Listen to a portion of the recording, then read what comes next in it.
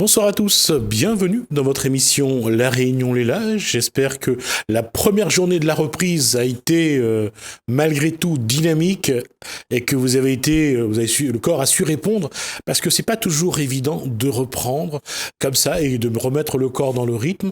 On va en parler maintenant, on le fait dans l'instant bien-être.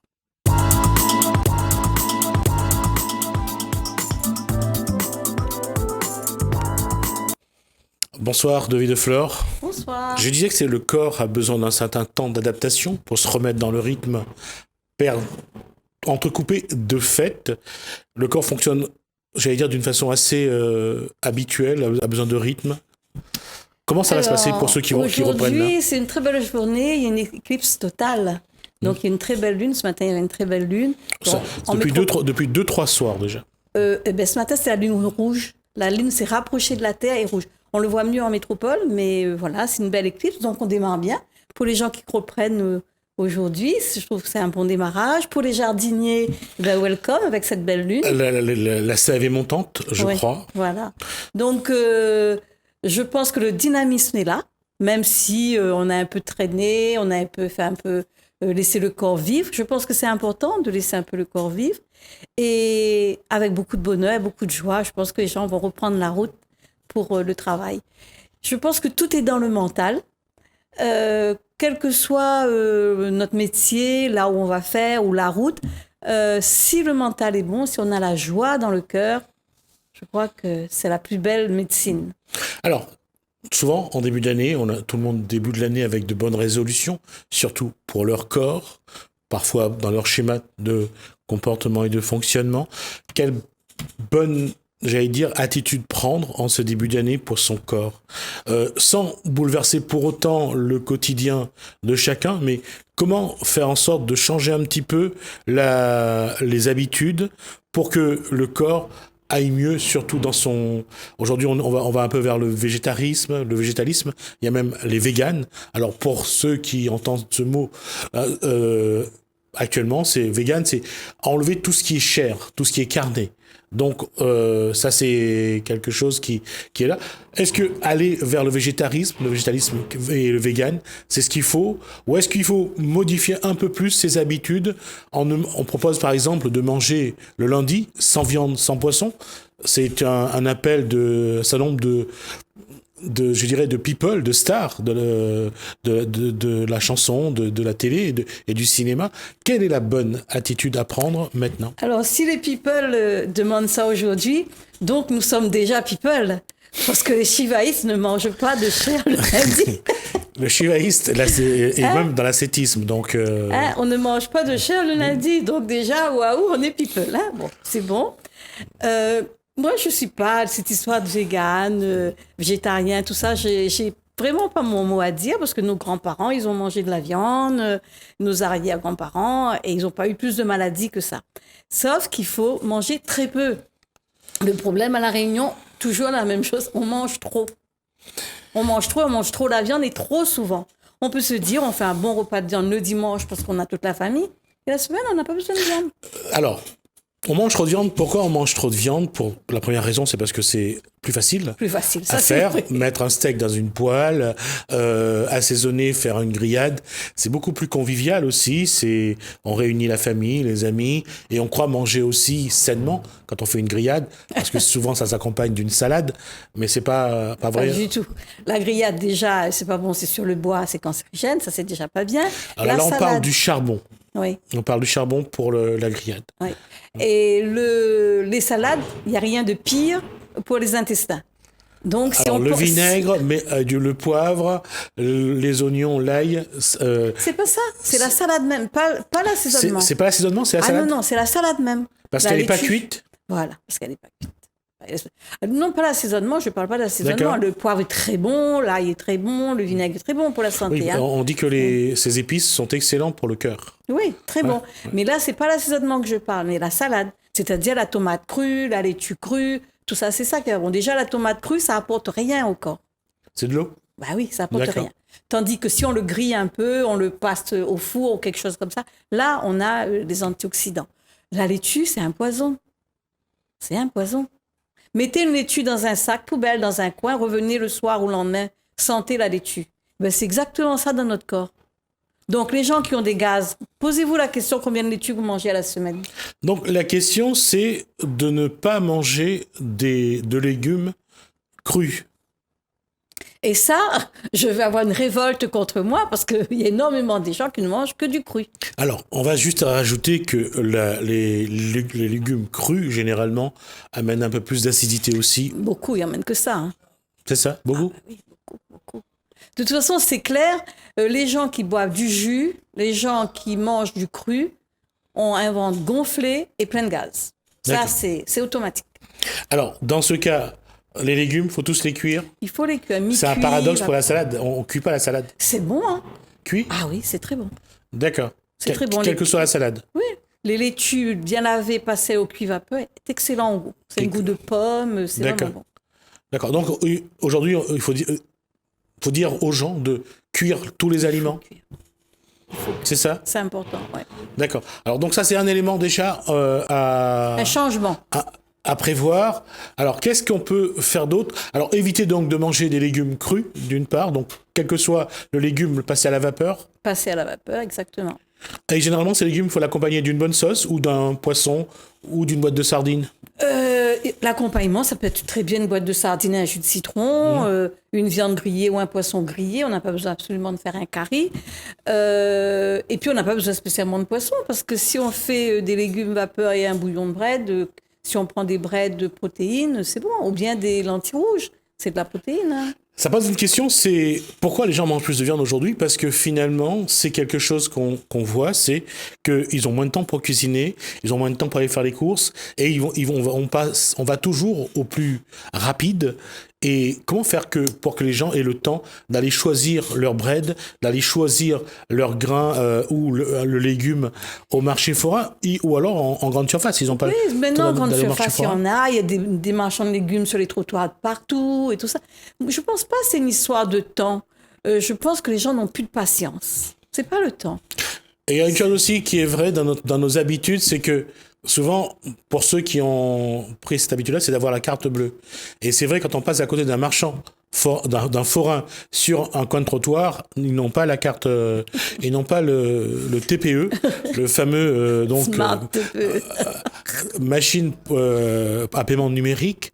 Donc c'est vrai que là aussi, il y a une habitude à avoir, c'est d'avoir toujours quelques pièces sur soi pour pouvoir s'acheter quelques fruits, quelques légumes lorsqu'on passe à côté d'un marchand. Et c'est vrai que cette habitude-là, beaucoup d'entre nous l'ont perdue et que la plupart d'entre nous préfèrent finalement aller en grande surface parce qu'il y a tout et que ça va plus vite. Oui, mais en grande surface, c'est aussi des marchands de légumes qui emmènent en grande surface. Hein. Donc, c'est aussi, enfin, je pense que c'est aussi bien. Mais je pense pas que le problème soit là, parce que les grandes surfaces, c'est toujours chargé. Non, c'est pas le problème de la grande surface, c'est le problème de l'individu. D'ailleurs, quand on va au marché forain dans les jours de semaine, on voit quand même la génération qui est la plus présente au marché forain, c'est quand même les personnes du troisième âge. Pas vraiment. Moi, je pars très tôt le matin. Les gens, avant d'aller travailler, ils partent au marché forain. Hein. Avant d'aller travailler? Ah oui. En tout cas, Camélia, tôt le matin, à partir de 6 heures, eh ben, tous les gens, ils viennent avant d'aller travailler. Hein. Donc, non, il y a... C'est pas ça. Je pense que les gens cherchent la facilité. Il y a un manque de patience. Trier des breads, c'est une façon de méditer. Hein. Trier les breads mourung ou le moringa, comme l'écrivent certains, en tout cas, c'est prendre du temps pour le faire. Parce que pour ceux qui l'enlèvent médaille par médaille... Si on aime son corps, on prend du temps pour son corps. Je suis désolée. D'accord. Quand on connaît à bout de viande le cancer que ça donne au corps, je veux dire, si on prend le temps de s'aimer au lieu de payer autant des compléments alimentaires à des prix pas possibles, mangeons du moringa, il y en a partout. Alors, je lance un appel donc sur ce plateau. Alors, les gens qui adorent trier le bread mourung, qui nous appellent pour nous dire comment ils prennent du plaisir et ils méditent pendant qu'ils trient. Mais moi, je le fais, je trouve ça très bien. Et puis après, on le met au congélateur et quand on a besoin, on enlève une petite pochette. Alors, il y a un truc qui est très bien pour les gens qui mangent du riz. Moi, je ne mange pas de riz. Mais pour les gens qui mangent du riz, vous faites votre mourung avec le riz. Ah. Vous le cuisez en même temps. Dans la même marmite ou bien? Dans la même marmite. Ah, d'accord. Donc, on fait d'abord cuire le riz, après Non. Quand on a lavé son riz, on met dans la cocotte à riz, on met le mourung avec. Il cuit avec. Et pendant la cuisson, de temps en temps, on vient bien touiller. On met une pointe de sel et puis ça y est, on a ça, une rougaille d'acatine ou de tomate ou une sauce de piment, c'est un repas fini, Complet. D'accord. Donc c'est pour ça que c'est pas compliqué. Enfin, moi je trouve pas compliqué, je mange comme ça. Et là, d'une part, il y a ça. Donc, on va vraiment vers. Est-ce que il y a une évolution vraiment vers pour les générations, je dirais, quadra, quinca et au-delà.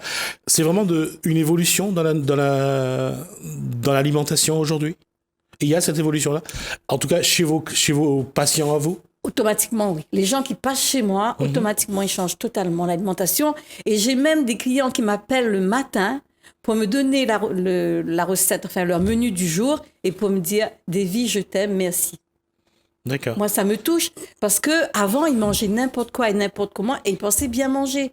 Depuis qu'il y a eu cette prise de conscience au moment du soin, la discussion qu'on a eue, eh ben, celui qui adorait son curry, son grain, la gamelle normale du créole, ben, il a compris que ça, une fois par semaine, c'est très bien. Trop, c'est trop, et ben, ils arrêtent la semaine.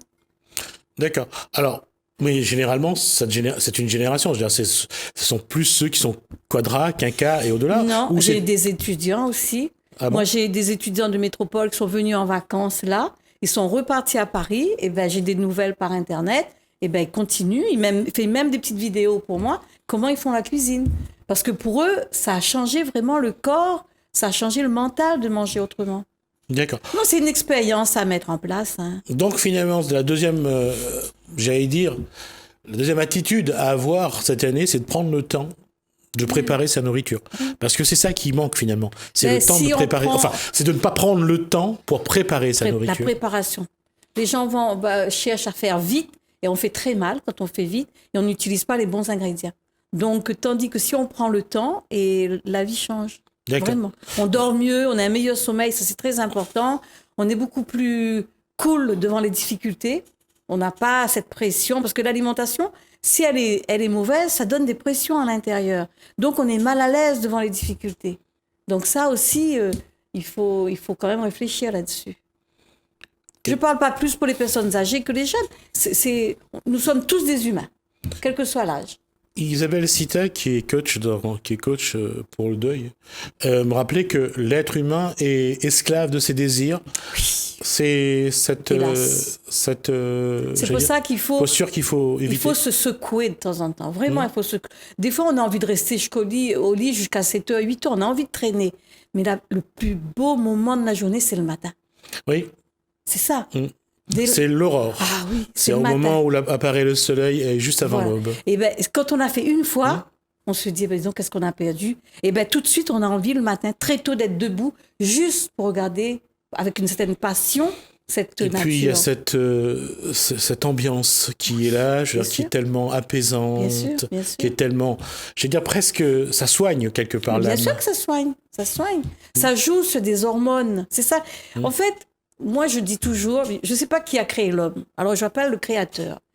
C'était quelqu'un de fabuleux parce que sans manger, notre corps fabrique des choses pour nous nettoyer, nous purifier et nous donner de bonne énergie. Déjà ça. Donc, notre corps est une vraie machine. Donc, une machine, ça s'entretient. Une machine a besoin d'écoute. C'est comme une voiture, c'est comme tout. Donc, il faut que l'être humain arrive à comprendre que nous sommes une machine et on doit respecter cette machine. Alors, la machine, justement, elle s'enclenche maintenant, puisque l'année débute réellement pour ceux qui n'ont pas arrêté de travailler, pour ceux qui ont repris déjà le chemin de l'école ou du collège, de lycée ou l'université. Il y a ceux qui prennent leur formation. L'année commence vraiment. Donc, elle va être...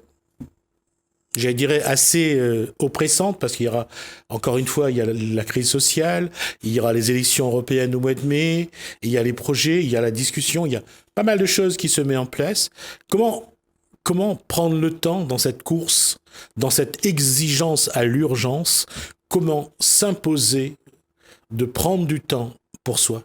Il faut faire son calendrier, il faut faire son agenda de journalier, tout simplement. Ou dès le dimanche, on se dit, bon, cette semaine, je dois respecter ça. Donc, le lundi, je fais du yoga le matin. Le mardi, je vais à la piscine le soir. Le mercredi, je fais une marche. Toujours une activité sportive, de façon que ce corps, cette masse physique, s'aère, se ventile et les muscles soient nourris avec quelque chose qu'on ne peut pas palper. Ça, c'est important. Et puis, travailler sur l'alimentation, se dire que cette semaine, on va manger, je dis n'importe quoi, mais 2 fois la viande, 2 fois le poisson, et le reste, ça va être des légumes. Et je prépare à ma sauce. Comment j'aime mes légumes, je prépare. Il me reste 4 minutes, mais je vais quand même aborder le sujet. Est-ce que se préparer à des séances d'hydrothérapie, est-ce que ça aide à changer le comportement? Énormément. Énormément. Parce que là, on devient son ami, son propre ami, et ça, c'est important. Et l'alimentation devient notre allié. C'est-à-dire, on n'est pas esclave de l'alimentation. L'alimentation arrive au moment où vraiment le corps a besoin. Et le corps cherche l'alimentation vraiment dans le besoin. C'est pas parce qu'il y a 3 repas par jour, on mange pas repas. Et en faisant l'hydro, je peux vous donner la preuve, hein, j'ai un cahier signé par les clients, je peux vous donner la preuve que les gens qui ont pratiqué l'hydro, qui ont été suivis par moi avant et après l'hydro, c'est Inch'Allah. Vraiment. Alors la question, c'est justement comment faire en sorte que dans cette préparation, dans cette phase de nettoyage du côlon, parce qu'apparemment, pour beaucoup, c'est le deuxième cerveau du corps, comment faire justement, comment être accompagné pour que l'individu qui fait cette démarche, finalement, il trouve son compte, parce que il faut quand même qu'au bout, il y ait ce qu'on appelle une évolution. Mon but, c'est ça. Dès que je prends quelqu'un en main, je veux avoir un résultat. Sinon, pour moi, mon travail n'a pas été fait. C'est pour ça qu'on essaie de se mettre en accord avec son client dès le départ. Le suivi, c'est plus d'1 mois presque. Et des fois, le client, il n'a pas la peine de venir chez moi. C'est par téléphone. Soit un texto, on reçoit, je suis sur le marché, j'ai vu ça. Est-ce que je peux l'acheter? Est-ce que je peux manger? Et comment je vais le préparer? Moi, ça ne me coûte rien. Je fais une petite recette par texto, j'envoie. Mais c'est cet accompagnement-là. C'est pas plus que la recette que je donne. Hein. C'est juste, bonjour, comment tu vas? Comment va la journée? Vous savez, les gens sont seuls. Hein. Le problème, c'est ça, les gens sont seuls. Ils sont dans une famille, il y a le mari, il y a la femme, il y a les enfants. Mais chaque individu dans la même maison est seul. Alors, dans ce cas-là, comment, justement, faire en sorte que ça reste un moment de vie, mais non pas à chaque fois, on s'impose comme un régime, on s'impose des épreuves. Non, c'est pas un régime, c'est pas une épreuve. Il faut qu'un jour, je vienne au plateau avec une personne, je poserai la question, une personne qui travaille, qui a fait le soin et qui a envie de discuter. Parce que je fais le soin, donc je peux pas. C'est pas un produit qui se vend. Il faut le pratiquer. C'est comme le yoga, hein, l'hydrothérapie, on peut pas. Quand on l'a pratiqué, on peut en parler. Mais moi, c'est mon métier, donc peut-être que j'ai pas le droit d'en parler. Mais je vais essayer d'emmener un client qui a pratiqué sur le plateau et il pourra vous expliquer comment il voit les choses. C'est quoi un bouillon bread aujourd'hui pour une personne qui était carnée pendant longtemps? Ou bien c'est quoi prendre un verre d'eau le matin, juste regarder le soleil se lever? C'est ça, hein? Parce que c'est ce cerveau qui est totalement bouché par les cochonneries de la vie, parce que pas que seulement l'alimentation, hein. Quand je dis les cochonneries de la vie, c'est les stress, les mauvaises pensées, les ondes négatives, les mauvais passages de la vie, restent là. Donc, le fait qu'on a décoincé tout ça, et on a pris conscience, décoincer c'est une chose, prendre conscience c'est une autre, se dire, voilà, à tel moment de ma vie, j'ai fait ça, et ça m'a bloqué, et je ne me suis pas rendu compte. Donc, c'est tout ça qui fait que la personne comprend que chaque instant de notre vie, c'est unique, et il faut le vivre pleinement. D'accord. Écoutez, on va déjà adopter ces bonnes résolutions pour 2019. On va aborder d'autres sujets concernant cet instant bien-être, voir un petit peu comment. Si vous avez en tout cas des questions, vous pouvez toujours appeler Davy Deflore. Juste rappeler le numéro de téléphone. 06 92 63 12 70. Voilà, comme ça vous aurez toujours des réponses à vos questions. Et nous, on retrouve Davy Deflore la semaine prochaine. Merci Davy.